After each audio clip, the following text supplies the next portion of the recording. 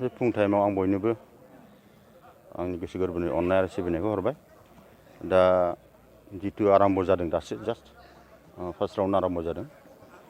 बाव नुनो मोन्दों मोजाङानो जागोन जोंनि UPPL दला 13 नम्बर चिरां समस्तियाव माने जेरोखोमनि आं लक्षण नुदों फार्स्ट बेलट बक्स खुलिनायाव गाज्रि नङा।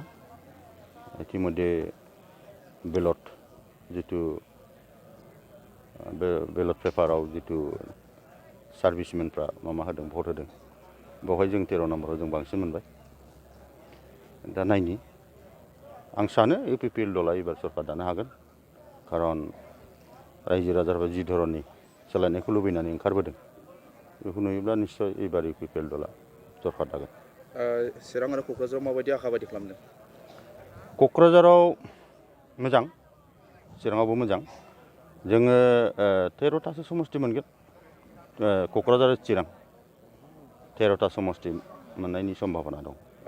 नोंथांनि थाखाय सोर खाथियाव सफैगोन एगेन्स्टआव? आंनि 13 नम्बर चिराङाव BJP आ सेकेन्ड पजिशन फैगोन बेखौ आं नुनो मोन्दों। BJP आ सेकेन्ड पजिशन। BPF नङा BPF नङा BPF उनाव थागोन। BPF मानि थाखाय फैनाय नङा? 15 बोसोर बिसोर सासन खालामबाय। नङा बिथांमोनहा जे रोखोमनि सासन खालामदों बै 15-17 बोसोरावहाय रायजोफ्रा सेटिसफाइड नङा। गतिके मोनसे सोलायनाय लुबैदों रायजो राजाफ्रा। ओंखायनो गोदान सरकार दानानै गोदान सुक्तिबो जिहेथु जाबाय BTR सुक्ति। दा गतिके बे BTR सुक्तिखौ मावफुंनो थाखाय गोदान सरकारनि दारै जाहाथे मावनो हायो बेनि थाखाय रायजो राजाफ्रा आवगायबोदों। बेसेबांसो मोनगोन बायदि दिनैनि रिजाल्टआव नोंथाङा? आङो 26,000 सामथिं मोनगोन। 26,000निबो आं बारा मोनगोन। टटेल 51,000 सामथिं भटकास्ट जादों।